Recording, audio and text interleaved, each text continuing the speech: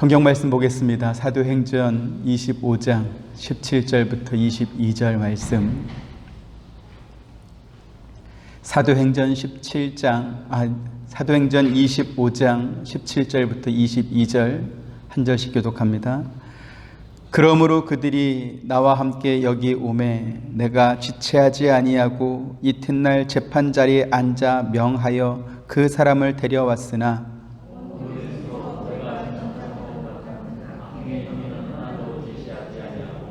오직 자기들의 종교와 또는 예수라 하는 이가 죽은 것을 살아있다고 바울이 주장하는 그 일에 관한 문제로 고발하는 것뿐이라.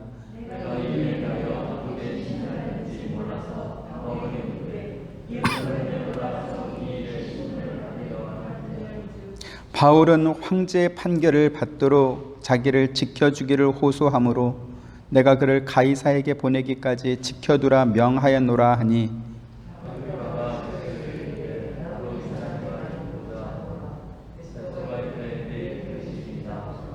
아멘. 베스도가 유대의 새로운 총독으로 부임하자 헤롯 아그리빠 왕과 그의 여동생 버니게가 축하 인사를 하기 위해 베스도를 찾아왔습니다. 헤롯 아그리빠 왕은 그 전에 어떤 왕들보다 더욱 철저하게 로마에 충성했던 사람이었습니다. 그렇다 보니까 로마 황제는 그의 아버지 또 그 전에 왕들에게 주지 않았던 유대 근동의 근방의 다른 땅들까지 이렇게 영토로 하사해 주었습니다. 이처럼 아그리빠 왕은 로마와 밀착된 관계 속에서 황제로부터 특혜를 받고 있었기 때문에 유대 지역의 새로운 총독이 올 때마다 먼저 찾아와서 인사를 드리고 또 그 관계를 잘 했던 그런 사람입니다. 14절에 보니까 아그리빠 왕이 그곳에 여러 날을 머물렀더라 이렇게 말씀하고 있습니다. 아마도 아그리빠 왕은 전임자였던 벨릭스 총독과는 전혀 다른 성향인 신임 총독 베스도에 대해서 좀 더 많은 정보를 얻고 싶었던 것 같습니다. 역사 기록을 보면 아그리빠 왕과 또 전임 총독이었던 벨릭스는 많은 점이 닮아 있었습니다. 성공지향적이고 처세술에 능해서 로마 황제로부터 최대한 많은 특혜를 받아내기 위해 자기가 할 수 있는 모든 일들을 잘했던 그런 사람이었던 것입니다. 그에 비해서 베스도는 자기에게 유리한 일을 하기보다는 자기가 해야 할 일을 성실하게 잘 수행했던 그런 성향의 총독이었습니다. 로마에서부터 가이사랴까지 수개월을 걸려서 도착해서는 단 하루만 쉬고 다음날 곧장 총독의 임무를 수행하기 위해서 예루살렘으로 올라갔던 사람이 바로 이 베스도였습니다. 총독에게 주어진 가장 중요한 임무가 뭐냐라고 했을 때 유대인들의 민원을 잘 해결해줘서 그들의 불만을 없애고 또 로마 정부의 반감을 갖지 않도록 하는 그것이 바로 총독의 임무이기 때문에 그 일에 집중하는 것이 가장 좋을 것입니다. 대제사장과 유대인의 높은 사람들이 벨릭스가 지난 2년 동안 처리하지 않고 그냥 떠나버린 이 바울의 문제에 관해서 그 사람들이 원하는 대로 해줘도 전혀 문제될 것이 없었다라는 것이죠. 왜 그렇습니까? 지금 이 베스도는 유대인들의 민원을 해결해 주기 위해서 예루살렘으로 올라왔고 또 유대인 지도자들이 강력하게 바울에 대한 이 처벌을 민원으로 요구하고 있기 때문에 총독으로서 가진 권한과 의무에 따라서 그들이 원하는 대로 바울을 내줘도 전혀 문제될 것이 없는 그런 상황이었다라는 것이죠. 그런데 베스도는 유대인 지도자들의 요청을 따라서 그들의 요구사항을 들어주고 그들로부터 호감과 지지를 얻고 그래서 그것을 통해서 자신의 리더십을 이렇게 증명하고 강화하는 쪽으로 총독의 권한을 사용하지 않았습니다. 오히려 유대 지도자들을 정식 재판정에 있는 가이사랴로 이렇게 내려오라 이렇게 말해서 공정한 재판을 통해 바울이 고소당한 죄가 무엇인지, 도대체 왜 이 문제가 이렇게 가장 중요한 문제가 되었는지 진실을 파악하려고 했던 것이죠. 처세술과 사리사욕을 채우는 데 능했던 이 아그리빠 왕이 수일 동안 가이사랴에 머물렀던 이유가 바로 여기 있습니다. 도대체 이 신임 총독은 어떤 성향의 사람인가? 내가 어떻게 이 사람한테 해야 이 사람으로부터 또 호감을 얻을 수 있을까? 그것을 파악하기 위해서 계속 머물러 있었던 것이죠. 그에 관한 정황은 베스도가 아그리빠 왕에게 바울의 유무죄 여부를 이렇게 물었을 때 베스도의 생각에 적극적으로 이렇게 공감하면서 동조하는 모습을 통해서 우리가 다시 한번 확인할 수 있습니다. 사도행전 26장 32절 같이 한번 보시죠. 이에 아그리빠가 베스도에게 이르되 이 사람이 만일 가이사에게 상소하지 아니하였더라면 석방될 수 있을 뻔하였다 하니라, 이렇게 말합니다. 자, 그러면 이 아그리빠 왕은 원래부터 이렇게 공명정대하게 재판을 하는 그러한 사람이었을까라는 것이죠. 유대 지역의 치안이나 혹은 세금 징수와 같은 실질적인 통치를 하는 사람은 왕이 아니라 총독입니다. 그러면 아그리빠 왕은 무슨 일을 하는 사람이었을까요? 유대를 직접 통치하는 것이 아니라 로마 황제로부터 유대인의 대제사장의 임명이나 파면 또는 성전의 재정에 관한 것 혹은 제사장을 관리하는 것, 이런 권한을 받은 사람이 바로 왕이었습니다. 그렇다 보니까 아그리빠 왕은 종교 공동체인 유대 사회 내에서 아주 막강한 권한을 또 발휘할 수 있었던 사람이지요. 그래서 베스도 역시 아그리빠 왕이 어떠한 권한을 가지고 있다라는 사실을 너무나 잘 알았기 때문에 지금 유대 종교 지도자들과 바울 사이에서 일어난 이 갈등에 대해서 아마도 아그리빠 왕은 훨씬 더 잘 알 것이다, 이렇게 생각했던 것 같습니다. 그래서 아그리빠 왕에게 조언을 구했던 것이죠. 그렇다 보니까 그 상황을 잘 아는 바울 역시 아그리빠 왕 앞에서 자기가 변론할 기회를 얻게 된 것에 대해서 참 감사한다, 이렇게 말하기도 합니다. 사도행전 26장 2절 3절 아그리빠 왕이여, 유대인이 고발하는 모든 일을 오늘 당신 앞에서 변명하게 된 것을 다행히 여기나이다.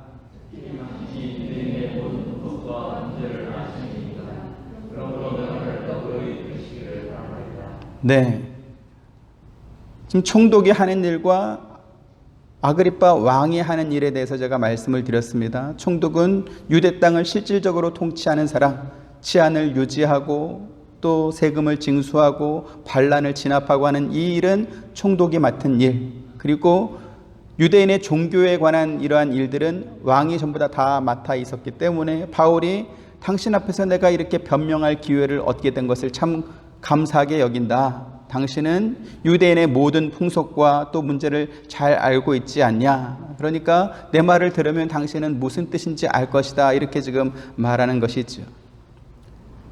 그런데 앞서도 말씀드렸지만 아그리빠 왕은 바울이 붙잡혀온 사실, 이 사건의 진실이 무엇이며 또 정의로운 판결이 무엇인지에 대해서 별로 관심이 없었던 사람입니다. 지금 바울이 고소당한 사건과 같이 종교적이고 지극히 정치적인 이러한 사건의 경우에 진실 여부와 관계없이 대제사장과 유대인의 그 지배계층을 편들어주는 것, 이것이 자기에게 유리하기 때문에 당연히 그렇게 했던 사람이었다라는 것이죠. 그런데 아그리빠는 지금까지 자기가 해왔던 대로 정치적인 혹은 그 종교 지도자들의 편을 들어주는 그러한 판결을 내리는 대신에 베스도 총독의 의견에 동의해주는 쪽으로 자신의 의견을 맞추고 있습니다. 자, 그러면 바울 사건을 바라보는 베스도 총독은 어떤 생각을 했었을까요? 오늘 본문 18, 19절에 이렇게 말합니다. 원고들이 서서 내가 짐작하던 것 같은 악행의 혐의는 하나도 제시하지 아니하고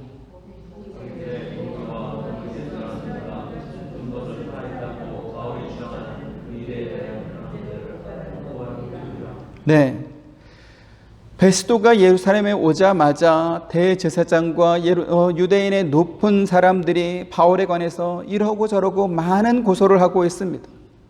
그렇다 보니까 베스도는 생각할 때, 야, 이 바울은 참 나쁜 사람인가 보다, 무슨 흉악한 죄를 지었나 보다, 그렇게 생각했다라는 것이죠.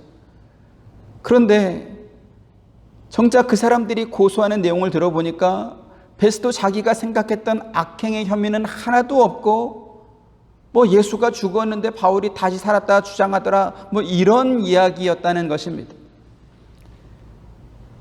원래 로마 사람은 그리스 로마 신화에 나오는 많은 신들을 섬기는 사람들이고, 또 그것에 대해서 자연스럽게 받아들이는 사람들입니다. 그렇다 보니까 지금 바울을 고소하는 유대인 대제사장과 종교 지도자들이나 혹은 바울이 자기를 변명하는 내용이나 도무지 이해할 수 없는 것이죠. 왜요? 로마 사람에게 있어서는 신들이 많고 뭐 더 센 신도 있고 약한 신도 있고 뭐 엉망진창인데, 지금 이 사람들은 예수라는 사람이 죽었다가 다시 살았다는데 그래서 어쨌다는 건지, 그게 왜 붙잡혀야 되는 건지 도무지 이해할 수 없는 그러한 이야기입니다.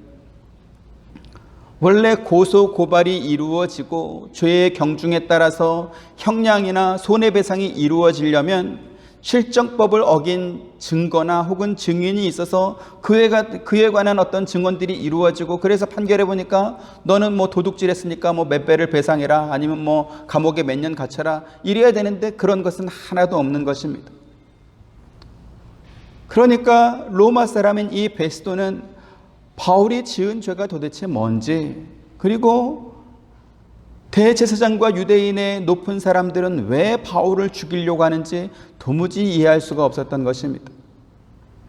그래서 베스도가 볼 때 이 사건은 유무죄를 가려줘야 될 재판이 아니라 공부를 너무 많이 한 바울이 미친 소리를 하는 것처럼 그렇게 들렸던 것입니다. 사도행전 26장 24절 같이 봅니다. 시작. 바울이 이같이 변명하매 베스도가 크게 소리내어 이르되, 바울아, 네가 미쳤도다. 네 많은 학문이 너를 미치게 한다 하니, 이렇게 말한 것입니다. 오늘 우리가 주목해서 살펴보려고 하는 내용이 바로 이것입니다. 구원받지 못한 사람, 우리를 구원하시는 하나님을 모르는 사람들에게 있어서 이 복음의 진리는 미친 소리 혹은 별것도 아닌 것 가지고 싸우는 그러한 것으로 들리고 보일 수밖에 없는 것입니다. 자, 그런데 보시기 바랍니다. 그리스도가 고난받으시고 또 다시 살아나셨다라고 하는 이 바울의 말은 베스도에게는 미친 소리처럼 헛소리처럼 들릴지 모르겠지만, 바울은 목숨을 걸어야 하는 그러한 내용이었습니다. 그것 때문에 바울은 채찍을 맞고 매를 맞았고 감옥에 갇혔고 끝내 순교를 하게 되는 것이죠. 바울이 전하는 그 복음을 듣고 믿음을 가졌던 초대교회 성도들 역시 마찬가지였습니다. 바울처럼 핍박을 당하고 곤고한 삶을 살았고 그 중에 죽임을 당한 사람도 너무나 많았던 것입니다. 그렇다면 오늘 저와 여러분들이 받은 이 복음은 어떤 복음인가라는 것입니다. 누군가에게는 핍박을 견뎌야 하는 복음이었고, 누군가에게는 공고와 궁핍의 삶을 감내해야 되는 그러한 복음이었고, 또 누군가에게는 목숨을 걸어야 되는 그러한 복음이었는데, 오늘 저와 여러분들에게는 이 복음이 어떠한 의미로, 어떠한 가치로 이해되고 적용되고 있는가라는 것이죠. 바울과 초대교회 성도들이, 또 종교개혁 시대의 많은 성도들이 이와 같은 신앙 고백을 하고 믿음을 지켰습니다. 또 그로 말미암아 핍박을 당해야 했고 죽임을 당해야 했습니다. 그렇다면 그들이 그렇게 귀하게 또 값지게 목숨 걸고 지켜냈던 그 복음이 오늘 우리에게도 똑같은 열매로 맺혀져 있는가라는 것이죠. 오늘날 교회와 강단에서 선포되는 말씀 속에는 바울을 비롯해서 우리의 믿음의 선조들이 지켜오고 또 우리에게 계승해 준 복음에 대한 그러한 기대감이 별로 없습니다. 어쩌면 베스도나 아그리빠 왕이 말했던 것처럼 예수라 하는 이가 죽은 것을 살아있다라고 주장하는 그런 자기들끼리 말하는 그러한 시시한 이야기와 그 시시한 이야기처럼 별로 관심 없는 내용이 되고 마는 것입니다. 그 대신에 뭐가 있죠? 예수를 잘 믿었더니 은가락지도 못 끼던 내가 이제는 다이아 반지를 끼고 살게 되었다. 큰 집에 좋은 차 타며 살게 되었다라고 하는 그러한 성공 신화가 가득한 곳이 교회가 되고 말았습니다. 열심히 기도해서 내면에 감추어진 가능성을 발견하고 자기 개발을 통해서 나를 새롭게 하면 나를 유의하시는 주님께서 내가 성공할 수 있도록 도와준다라고 하는 번영의 신앙만이 가득한 그러한 곳이 되고 말았습니다. 그런데 여러분, 성경이 우리에게 가르쳐주는 복음은 그런 것이 아닙니다. 고린도서 15장 12절부터 19절에 그와 같은 내용을 또 바울이 소개하고 있습니다. 기독교 복음은 부활과 천국의 소망을 근거로만 성립됩니다. 바울이 베스도 총독과 아그리빠 왕 앞에서 무엇을 근거로 자기를 변론하고 있는지 우리가 자세히 살펴봐야 되는 이유가 바로 여기에 있습니다. 바울이 지난 2년 동안 가이사랴 감옥에 갇혀 있었던 것은 바울 자신의 내면의 가능성을 발견하고 자기 개발을 하기 위해서 갇혀 있었던 것이 아닙니다. 비록 지금은 감옥에 갇혀 있는 몸이지만 언젠가 석방이 되고 나면 보란듯이 성공할 수 있을 거라는 그러한 기대 속에서 죄수의 삶을 살고 있는 것이 아니었다라는 것입니다. 오늘 본문의 바울은 베스도와 아그리빠 왕 앞에서 마지막 변론의 발언을 하고 있습니다. 그 변론이 끝나고 나면 어쩌면 빌라도가 유대인들에게 예수님을 내주었던 것처럼 그들에게 이렇게 내준 바 되어서 죽임을 당하게 될 수도 있을 것입니다. 아니면 다시 감옥에 들어가서 지금까지처럼 계속 감옥에서 살게 될지도 모릅니다. 지난 2년 동안 한 번도 재판이 열리지 않았었기 때문에 다시 감옥으로 돌아가면 또다시 언제 재판이 열리게 될지 혹은 거기서 그냥 죽게 될지 알 수도 없는 그러한 상황이었다라는 것이죠.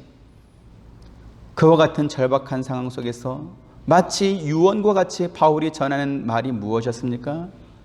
유대인들이 십자가에 못 박아 죽였던 예수가 부활했다라고 하는 것과 그 부활하신 예수님을 내가 만났다라는 것과 그 예수님께서 나에게 이 사실을 사람들에게 알려주라라는 명령을 내가 받았다라는 것입니다.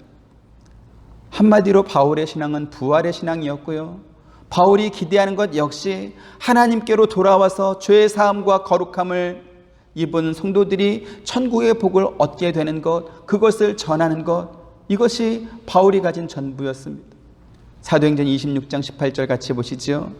그 눈을 뜨게 하여 어둠에서 빛으로 사탄의 권세에서 하나님께로 돌아오게 하고 죄의 사함과 나를 밀어 거룩하게 된 무리 가운데서 기업을 얻게 하리라 하더이다. 아멘. 앞서 고린도전서 15장의 말씀처럼 예수 그리스도를 믿는 우리에게 부활과 천국이 없고 다만 이 세상의 삶뿐이라면 우리가 믿는 믿음은 모두 헛된 것이고 우리는 그 누구보다 불쌍한 사람이 되고 말 것입니다. 하지만 바울이 이렇게 역설적으로 표현한 이 말씀은 그리스도 예수를 믿는 우리에게 부활과 천국이 확실하게 있다는 것을 강조해서 가르쳐준 표현인 것이죠. 그래서 바울이 아그리빠 왕과 또 베스도 총독과 그 재판에 참여한 귀족들에게 이렇게 말하고 있는 것입니다. 사도행전 26장 19절 같이 봅니다. 바울이 이르되 말이 적으나 많으나 당신뿐만 아니라 오늘 내 말을 듣는 모든 사람들도 다 이렇게 결박된 것 외에는 나와 같이 되기를 하나님께 원하나이다 하니라, 이렇게 말한 것입니다. 나처럼 죄수의 신분으로 결박당하고 있는 것만 빼고는 당신들도 나와 같이 되길 원합니다. 무슨 말입니까? 예수 믿고 구원받아서 부활과 천국의 복을 받길 원합니다. 이렇게 말하고 있는 것이죠. 오늘날 성도들 중에서 복음에 대해서 잘못된 이해를 하고 있는 사람들이 너무나 많습니다. 복음을 어떻게 이해하느냐라고 했을 때 착하게 사는 것, 성실하고 모범적으로 사는 것, 다른 사람들에게 피해주지 않고 자기 것을 다른 사람들에게 나눠주고 도와주며 사는 것, 이런 식으로 이해하는 것입니다. 물론 그 이면에는 예수를 믿는다라고 하면서 그 사람들의 사는 모습이 전혀 모범적이지 않을 뿐만 아니라 오히려 예수 믿는다라는 것이 부끄럽게 여겨질 만큼 그렇게 형편없이 사는 그러한 사람들이 주변에 너무나 많이 보이기 때문에 그러한 생각이 들 수도 있을 것입니다. 그렇다 보니까 예배 시간에 윤리와 도덕을 강조하게 되고 또 소외된 이웃과 사회적 약자들을 돕는 그러한 설교들이 넘쳐나게 되고 교회에 사는 사역들도 그런 쪽으로 집중하는 그러한 면이 있는 것이 사실입니다. 하지만 바울을 비롯해서 사도들과 종교개혁자들이 우리에게 전해준 복음은 그러한 것이 아니었습니다. 책임감 있고 성실하고 정치적 정무적 판단으로 자기의 유익을 취하기보다는 법과 원칙에 따라 정의롭게 재판하는 이 베스도 총독을 통해 우리가 그 답을 얻을 수 있는 것입니다. 일반적 기준으로 볼 때 이 베스도 총독은 정말 존경받을 만한 사람입니다. 흠잡을 것 없는 그러한 지도자인 것이죠. 유대 지역에 새롭게 부임한 총독으로서 유대인 지배계층의 요구를 들어주고 그래서 그것을 통해서 자기의 정치적 입지를 강화하고 그래서 자기의 영향력을 더 이렇게 효율적으로 확대하는 쪽으로 자신의 권력을 사용하지 않았습니다.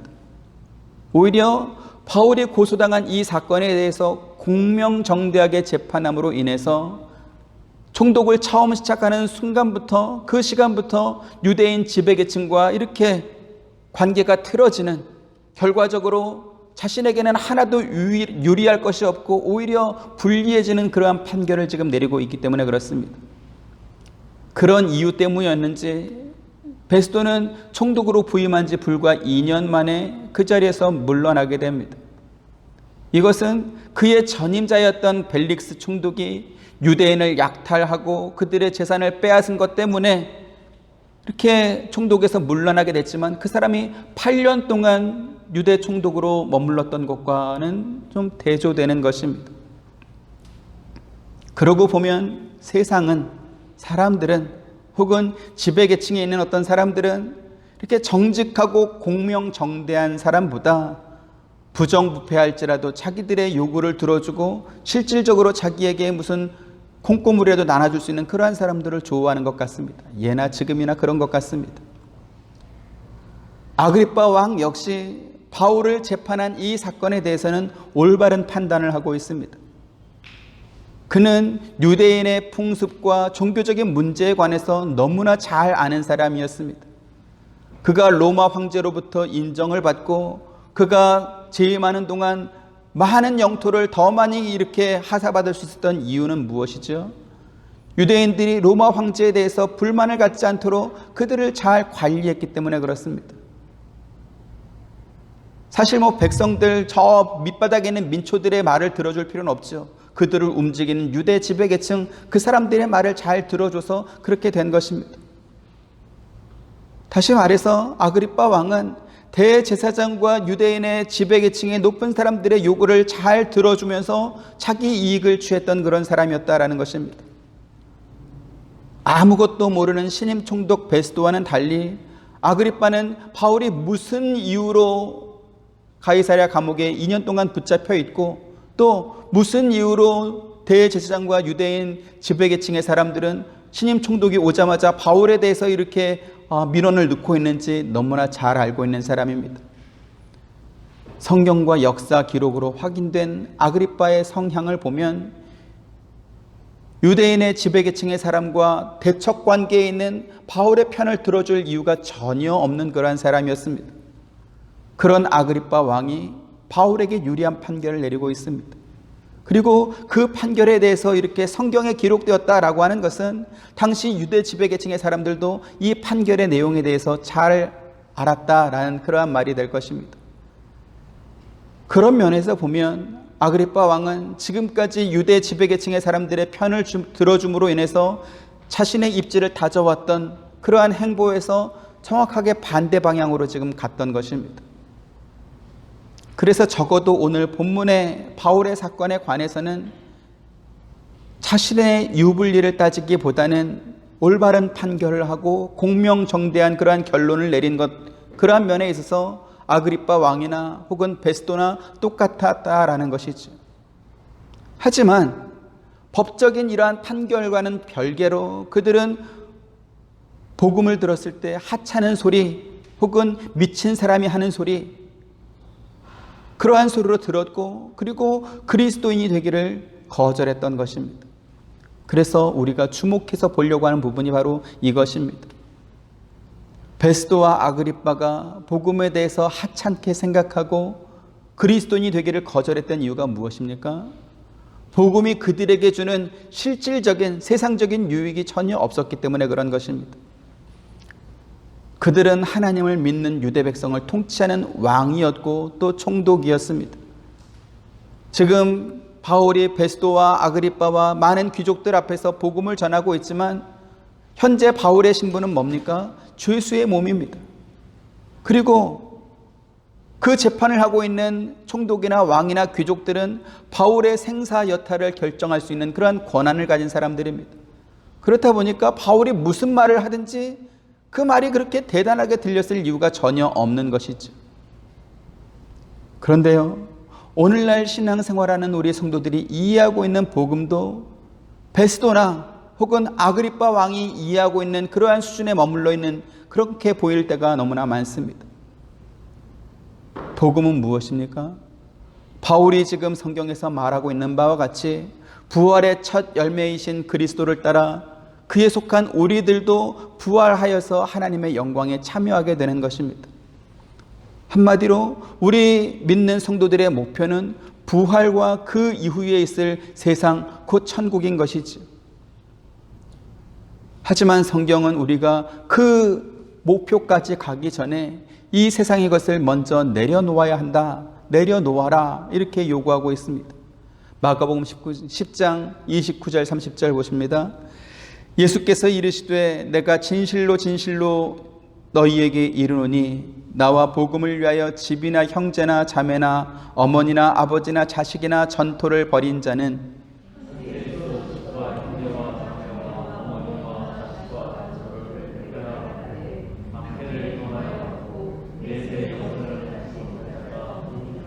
네, 지금 이 말씀은 예수님을 찾아왔던 부자 청년이 내게 있는 것을 다 팔아서 가난한 사람들에게 나누어주고 그 후에 너는 나를 따르라 라는 말씀을 듣자 이 청년이 근심하며 돌아간 뒤에 제자들에게 주신 말씀입니다. 여기 지금 나와 복음을 위해 집이나 형제나 자매나 부모나 자녀나 논밭을 버린 사람은 이 세상에서 그 모든 것을 100배나 받는다, 이렇게 말씀하고 있습니다. 이 말이 무슨 뜻일까요?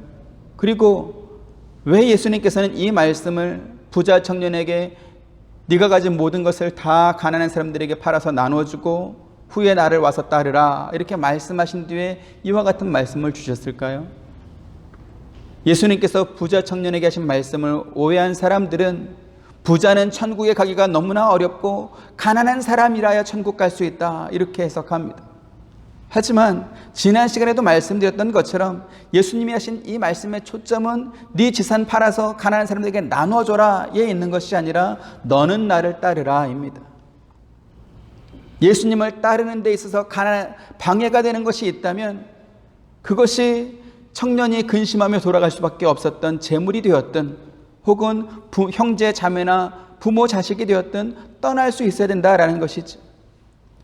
여기서 지금 예수님께서 말씀하신 이 말씀의 초점은 나와 복음을 위해서 다 버리고 떠나라에 있는 것이 아니라 이 세상에서 그 모든 것을 100배나 받는다라는 것입니다. 여기 지금 초점이 있습니다. 주를 위해서 부모나 자식을 버린 사람은 이 세상에서 100배나 받고 복음을 위해 형제나 자매를 버린 사람도 이 세상에서 100배를 보상받는다, 이렇게 말합니다. 이 말씀은 또 무슨 뜻일까요? 욥기에 보면 그 해답을 우리가 얻을 수 있습니다. 하나님께서 의인이라고 인정해 주신 이 욥은 자기가 지은 죄의 결과가 아닌 이유로 인간으로서 감당하기 너무나 어려운 재앙과 같은 고난을 경험한 사람입니다.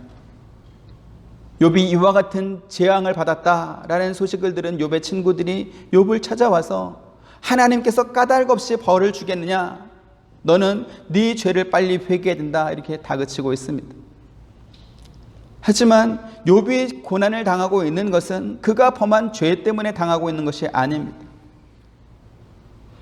욥이 고난 당하기 전까지 그가 가졌던 신앙은 뭡니까? 하나님께 죄 범하지 않고 착하고 바르게 살면, 의롭게 살면, 또 하나님께 예배 잘 드리면 복을 받는다라는 것이었습니다. 그리고 욥이 가졌던 이 신앙의 지식은 욥의 친구들도 똑같이 가졌던 그러한 지식이었습니다. 그렇다 보니까 욥이 하나님으로부터 재앙을 받았다라고 하는 소식을 듣고 욥을 찾아와서, 야 욥, 너 좋은 말로 할 때 빨리 회개해라. 그래야 하나님께서 다시 회복해 준다. 이런 말을 했던 것이죠. 그런데요, 하나님께서 욥기를 통해서 우리에게 주는 교훈은 뭐냐 하면, 네 죄를 빨리 회개해라가 아닙니다. 기독교 신앙은 인과응보나 권선징악이 아니다라는 것이죠. 세상의 종교나 철학 또는 인간 세상을 움직이는 도덕률은 인과응보이고 권선징악입니다. 뭐든지 자기가 행한 대로 보응을 받게 되어 있다. 그러니까 나쁘게 살지 말고 잘 살아야 된다, 착하게 살아야 된다라는 것입니다. 욥이 가졌던 신앙의 수준, 욥의 세 친구가 가졌던 신앙의 수준이 바로 그와 같았습니다.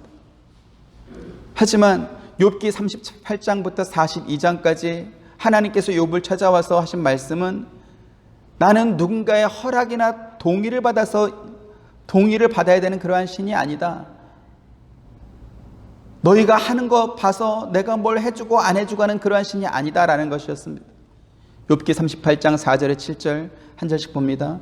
내가 땅에 기초를 놓을 때에 네가 어디 있었느냐? 네가 깨달아 알았거든 말할지니라.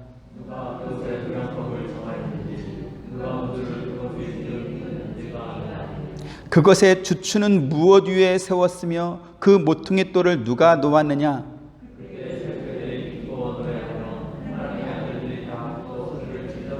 계속해서 41장 11절 누가 먼저 내게 주고 나로 하여금 갚게 하였느냐? 온 천하에 있는 것이 다 내 것이니라. 아멘. 온 천하에 있는 모든 것이 하나님이십니다. 하나님의 것입니다. 그 모든 것에는 인간의 생사, 화복이나 흥망성쇠까지 다 포함되는 것입니다. 하나님께서 욥에게 이와 같은 말씀을 하신 이유가 무엇일까요? 욥이 하나님께 했던 대답에서 우리가 그 답을 또 얻을 수 있습니다. 욥기 42장 5절 같이 봅니다. 내가 죽게 대하여 귀로 듣기만 하였사오나 이제는 눈으로 주를 배움나이다. 아멘.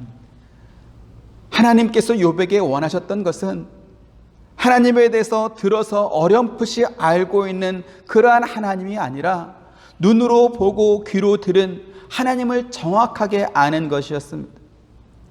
그래서 사도 요한은 요한일서 1장 1절에서 3절에서 이렇게 말합니다. 태초부터 있는 생명의 말씀에 관하여는 우리가 들은 바요 눈으로 본 바요 자세히 보고 우리의 손으로 만진 바라.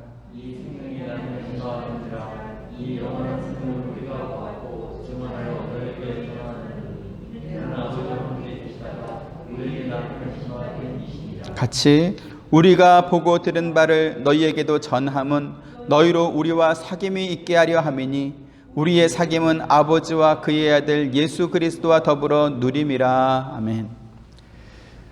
하나님께서 욥에게 재앙과 같은 고난을 겪게 하신 것은 하나님 아버지와 그의 아들 예수 그리스도와 더불어 누릴 수 있는 사귐의 기쁨을 주기 위해서 그와 같은 고난을 주신 것이었습니다. 그래서 욥기 42장 12절 15절 봅니다.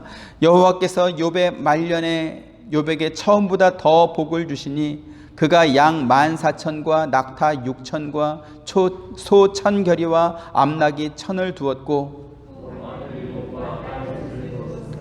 그가 첫째 딸은 여미마라 이름하였고 둘째 딸은 그시아라 이름하였고 셋째 딸은 게렌 합북이라 이름하였으니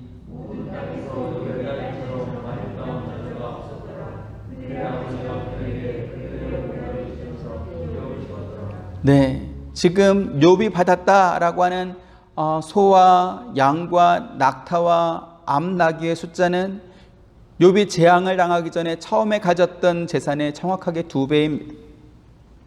그렇다 보니까 어떤 분들은 욥처럼 갑절의 복을 내게 주옵소서 이렇게 기도하기도 합니다. 그런데 이 말씀은 하나님을 잘 믿으면 혹은 고난을 잘 통과하면 갑절의 복을 주신다, 그러한 말씀이 아닙니다. 또 이 말씀에 대해서 양성평등의 관점에서 이해하는 자유주의 신학자들은 족장시대요 남성주의의 시대에서 여성에게 어떤 향상된 사회적 지위를 인정해주는 그러한 말씀이다, 또 이렇게 야리꾸리하게 해석합니다. 그런데 이 말씀은 그런 뜻도 아닙니다. 당시 유대 사회에서 사람의 숫자에도 포함되지 않던 여자, 곧 욥의 딸들까지도 그의 오라비처럼 똑같은 기업을 받았다라는 그러한 말씀입니다. 그래서 이 말씀은 온 천하의 주인이신 하나님께서 욥을 통해서 당신의 기업을 남자와 여자 모두에게 주셨다, 즉 하나님 나라에서 받을 복을 상징하는 말씀으로 이 말씀을 주신 것입니다. 그럼 이 복은 누가 받습니까? 하나님과 사귐이 있는 사람, 구원받는 사람이 받습니다. 예수님께서 이 복을 부자 청년에게 주기 위해서 네가 가진 것을 다 팔아서 가난한 사람들에게 나누어 주고 너는 나를 따르라 라고 말씀하신 것입니다. 하지만 이 부자 청년이 예수님을 즉시 따를 수 없도록 그의 발을 붙잡은 것이 있었죠. 그게 뭡니까? 이 부자 청년이 가졌던 많은 재산입니다. 오늘 본문에 나오는 베스도 총독과 아그리빠 왕 역시 그들이 가진 권세와 권력, 능력, 그러한 것이 이 복음의 소식을 들을 때 하찮은 소리, 미친 소리, 그리스도인이 되기를 거절하는 그러한 것으로 나타났던 것입니다.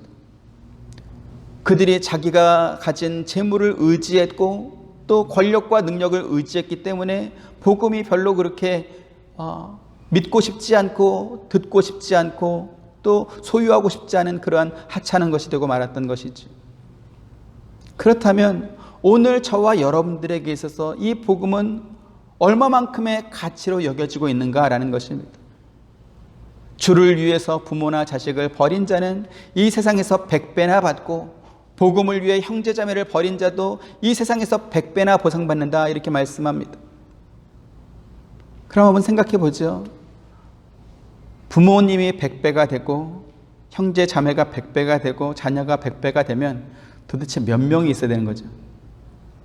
그래서 이 100배라고 하는 이 말씀은 어떤 숫자나 수량을 의미하는 것이라기보다는 하나님께서 주시는 복을 받은 사람이 느끼는 어떤 만족감과 행복감을 상징하는 그러한 말씀입니다. 주의 자녀와 소유가 된 백성이 그리스도 안에서 누리는 이 사귐의 기쁨을 공유하는 만족감과 행복감이 그 전에 그리스도를 알지 못하고 복음을 알지 못했을 때보다 100배나 더한다, 이러한 뜻인 것입니다.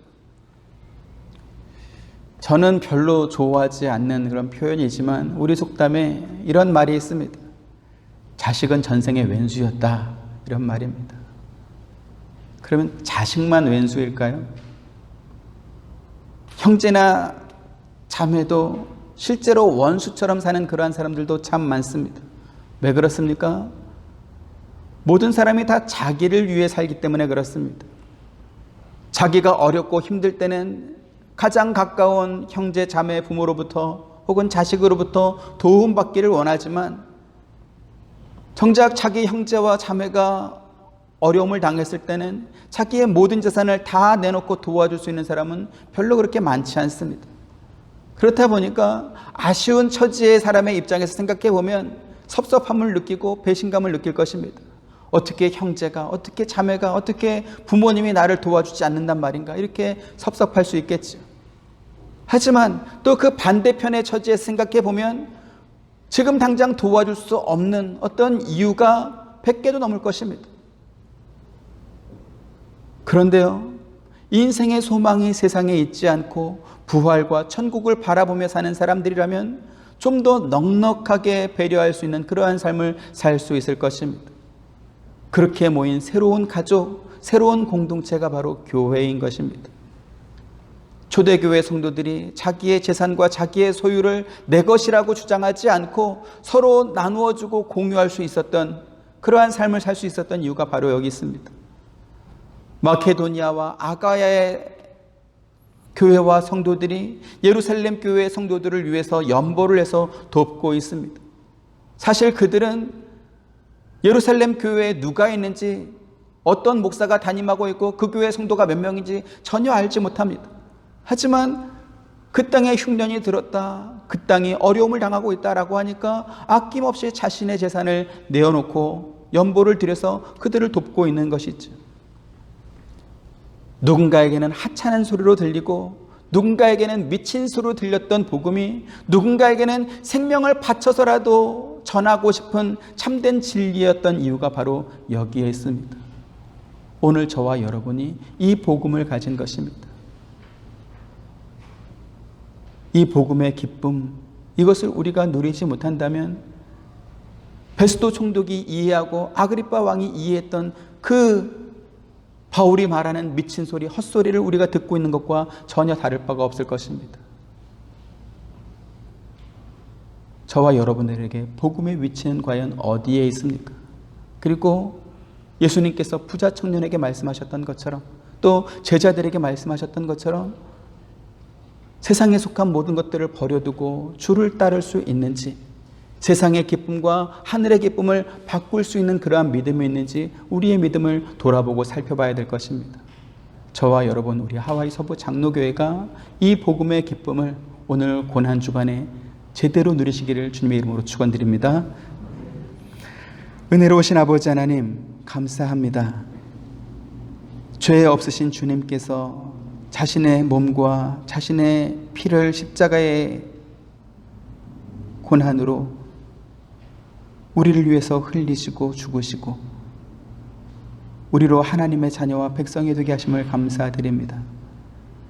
이 복음 때문에 바울은 감옥에 갇히고 매와 채찍을 맞고 또 끝내는 순교하고 있습니다. 하지만 누군가는 이 복음을 들을 때 하찮은 소리로 미친 소리로 듣고 말았습니다. 과연 우리는 이 복음이 어떠한 무게와 또 어떠한 중요함으로 다가오고 있는지 우리 자신의 신앙을 다시 한번 돌아보게 하시고, 바울이 가졌던 믿음, 초대교회 성도들이 가졌던 믿음, 종교개혁 시기에 가졌던 그 성도들의 믿음을 우리도 본받게 하여 주옵시고, 욥이 하나님께 고백했던 것처럼 지금까지 우리가 귀로 듣고 알았던 그러한 믿음이 아니라 하나님을 눈으로 보고 확실하게 믿는 그러한 믿음을 가질 수 있는 우리 모두가 되게 하여 주옵소서. 예수님의 이름으로 기도드립니다. 아멘. 지금은 우리 주 예수 그리스도의 은혜와 하나님의 크신 사랑과 보혜사 성령님의 감화감동 교통하심이 바른 믿음과 부활과 천국의 소망을 갖기를 원하는 사랑하는 모든 성도님들의 머리 위에와 가정과 생업과 하시는 모든 일들 가운데 지금부터 영원토록 함께 있기를 축원하옵나이다. 아멘.